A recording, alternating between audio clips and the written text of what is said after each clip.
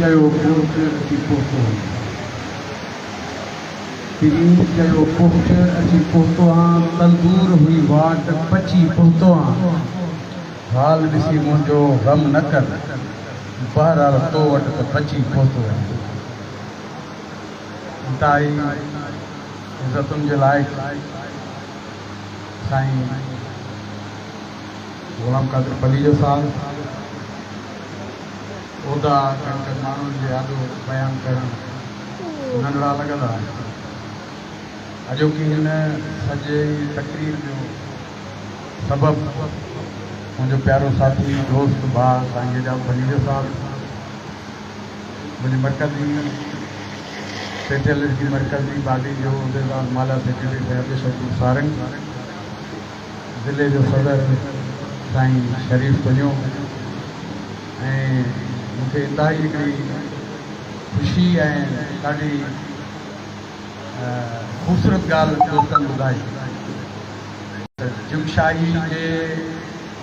इन ॻोठ मां जेको इल्मु शऊर जो जेको बूटो पोखियो वियो हो उनजी आबियारी में असांजे हिकिड़े प्राइमरी उस्ताद साईं अब्दुल रज़ाक़ पलीजो साहब जन जो गुरू लाइ हुते मौजूदु आहिनि मूंखे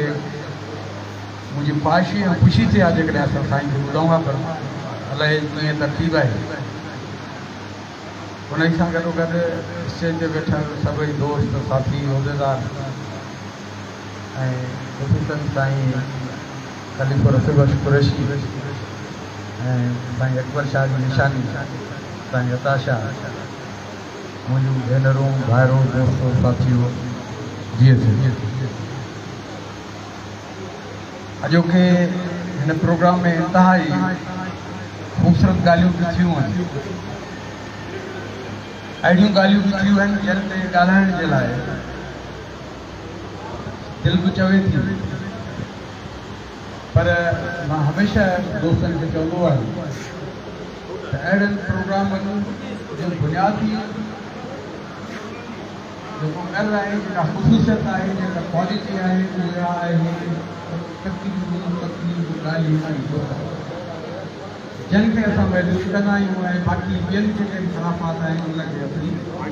तब्दील कंदा वेंदा जंहिंजे करे इंतहाई शानदार मुकर बाक़ी ॻाल्हियूं जेके असांखे ॿुधण खां असां महिरूम थियूं ऐं इहा बि उर्दू वारा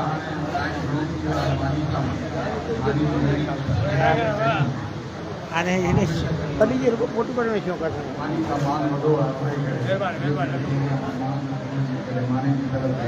ये फोटो कोन्हे फोटो कोन्हे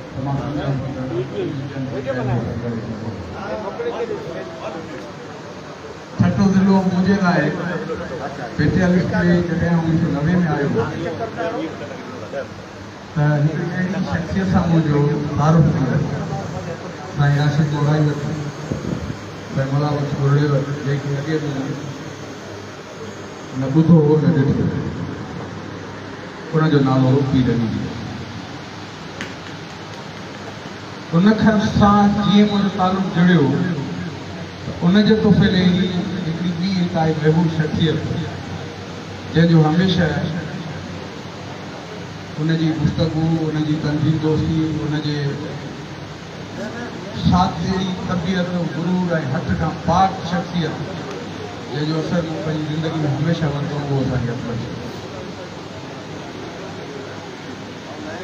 पेटियल में मुंहिंजी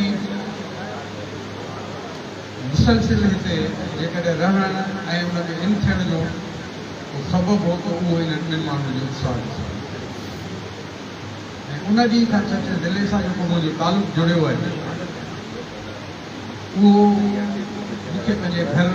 खां वधीक ख़ुशियत मिली आहे इज़त मिली आहे मोहबत जॾहिं बि सचे दिले सॾु कयो आहे त मूं इहा शइ महसूसु न कई आहे त 600 किलोमीटर परे वेठो आहियां मूंखे 12-13 कलाक जो सफ़र करणो पवंदो ऐं सिहत जा बि खोड़ मसइला हूंदा पर मूं पहिरीं बुखारी जो शहर चयो त तव्हां वटि त बहरहाल बची पहुता आहियूं ऐं तव्हां जॾहिं बि सॾु कंदव ऐं मूं छठे वारनि सां हमेशह वाइदो कयो आहे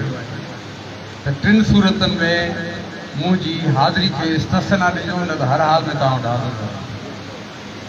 अस्पताल में न हुजां, जेल में न हुजां, क़बर में न हुजां, ॿी सूरत में छठे वारा सॾु कयो तव्हां ज़रूरु। साईं एजाज़ बुनियादी तौर ते अॼु दोस्त जेके चवनि था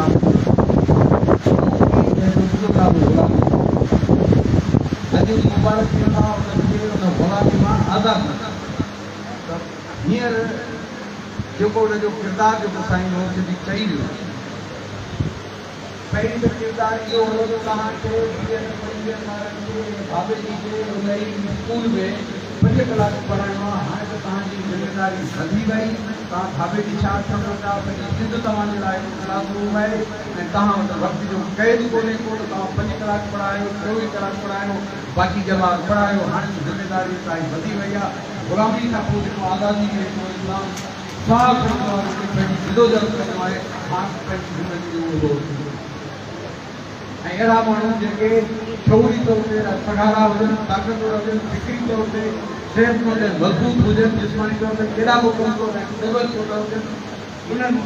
जी जेका आहे सा जेकॾहिं दीनी सिहत सलामत आहे त उहे हिन सफ़ा जे अंदरि बुनियादी कैफ़ियती कबियती तब्दीली पैदा कंदा ऐं इहो उस्ताद बि कंदा। साईं मुराद परी साहिब ने काई शानदार ॻाल्हि कई। सिंध जी तालीम वाक़ई नई नहज ते पहुतल आहे। असां जो इक़रार नथा कयूं।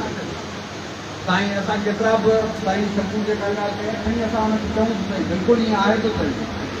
पर हिन जो मुक़ाबिलो केरु कंदो? हिन सरकार जी साज़िश जो, पॉलिसी जो, ॿिनि शयुनि जो मुक़ाबिलो केरु कंदो? इन नुमाइंदा कंदा जेके सिविलियन वेठा